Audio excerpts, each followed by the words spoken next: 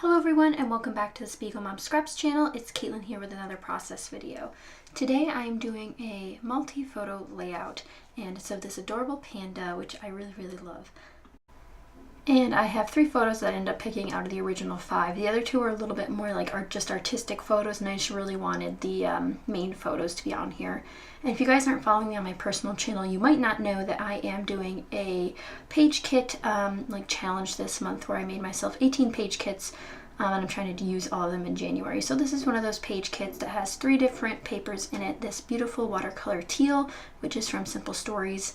Then I have this specialty paper from DCWV with that weird holographic foiling of hearts on a wood grain.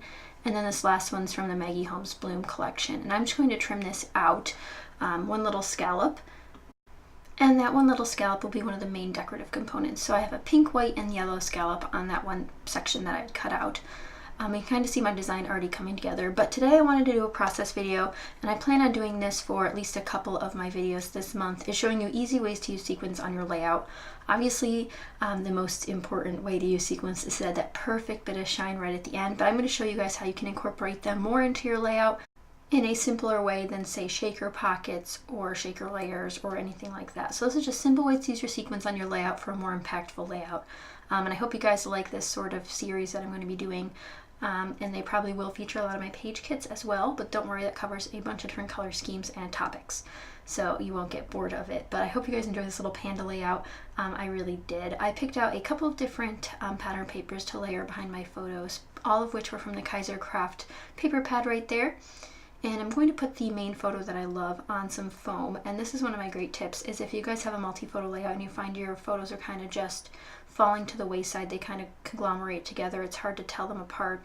One, put paper around each of them, different colored papers, or white. Sometimes white's just what you need. And then put one on foam, and that'll help divide them out quite a bit with your visual aid there. It's hard to tell on actual camera that there's foam behind it, but I promise it's much more pronounced in real life. Here I have some light pink tissue paper. Now when I actually use this, it ends up looking more white because I didn't use much of it, but I did want to try to use tissue paper on this layout. And this was one from an old packaging that I had from a different web store, and I'm going to be tucking it down here, which is why I didn't put as much adhesive back there. And I actually recently saw Adele do some tissue papering on her layout where she ruffled it up, and that was a pretty idea as well, so maybe we'll do that sometime soon. But I just added a strip there.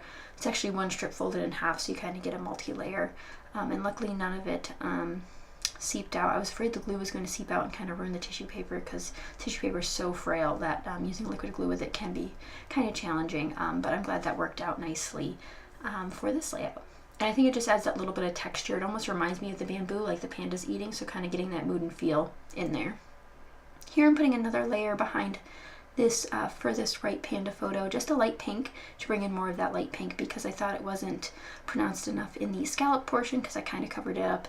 And I'm going to be using another strip of washi tape under there to bring in more of that pink. It's actually 2 shades of pink on that washi, but it ends up working out pretty well. And you can kind of see it coming together. Again, I want the foam one to be on top, so I'm going to be using some liquid glue to put that down, and I end up messing it up so bad. So much liquid glue just came out all at once, but luckily this mono multi-glue has a spreader on the other side, which is really great. Now you may be wondering where the sequins are going. I tend to wait to do sequins to the end because I do use liquid adhesive to use sequins. I know that Sarah likes to use glue dots as well, I think as Christina. So if you guys have glue dots, I just don't happen to have any right now. I would highly recommend using glue dots so you can incorporate the sequins much earlier in your layout than I do.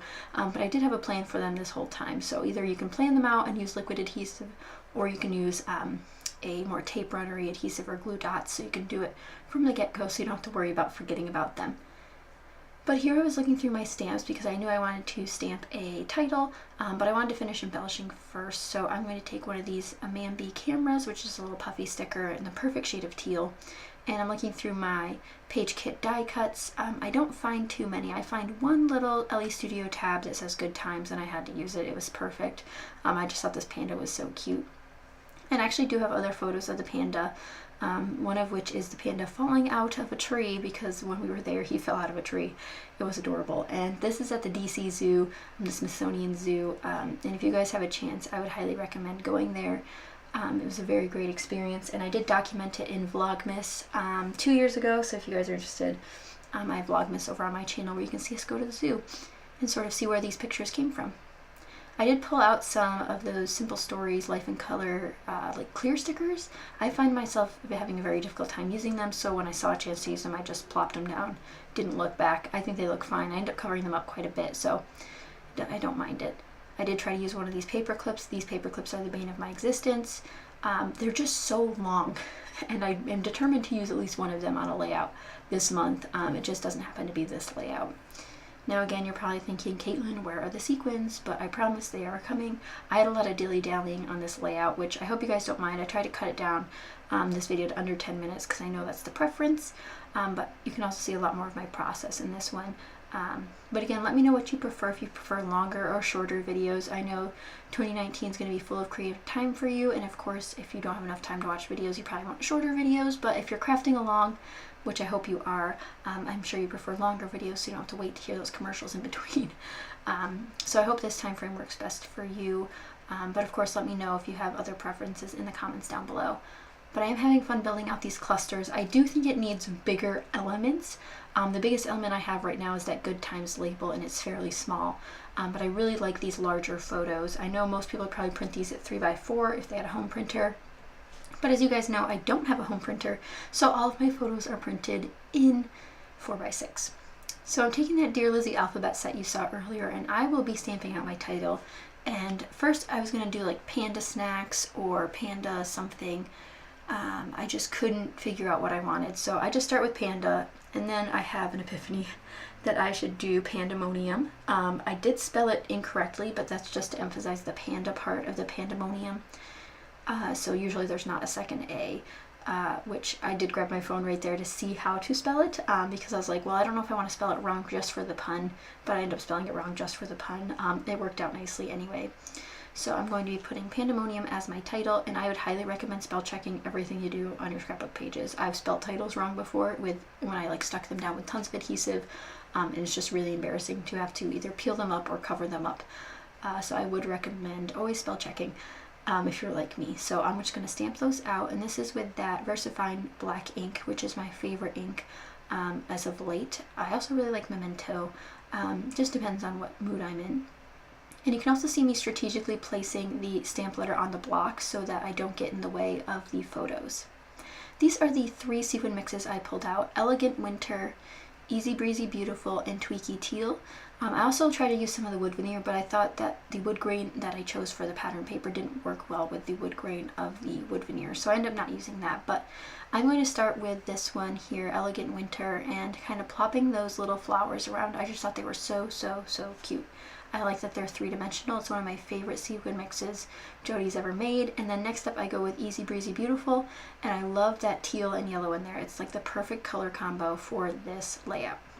Now finally comes the part where I show you guys where I'm going to incorporate my sequins in a more impactful way. So on this bottom scallop, I thought it was just a little lackluster. There's nothing down there, no clusters, no nothing. So what I end up doing is gluing sequins all the way around the scallops. So I just tuck them right underneath, and if you're like me, you probably don't put adhesive right to the edge of your things, just in case you want to tuck something underneath.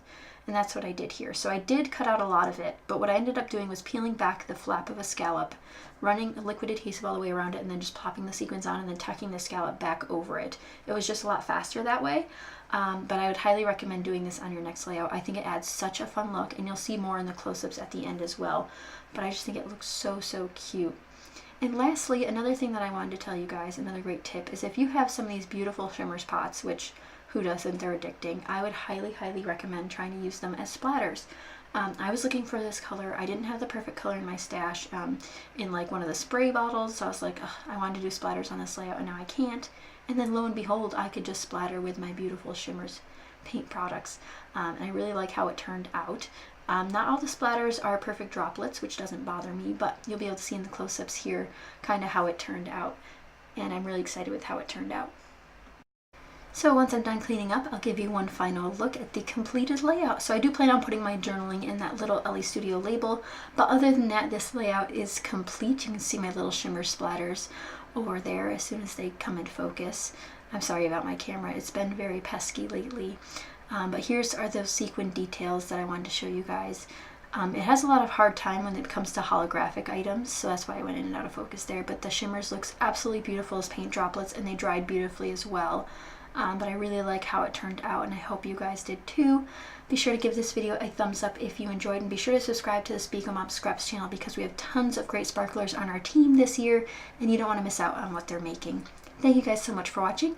Be sure to use my code Caitlin15 for 15% off your next order at speakonmomscraps.com, and I'll see you guys next time. Bye.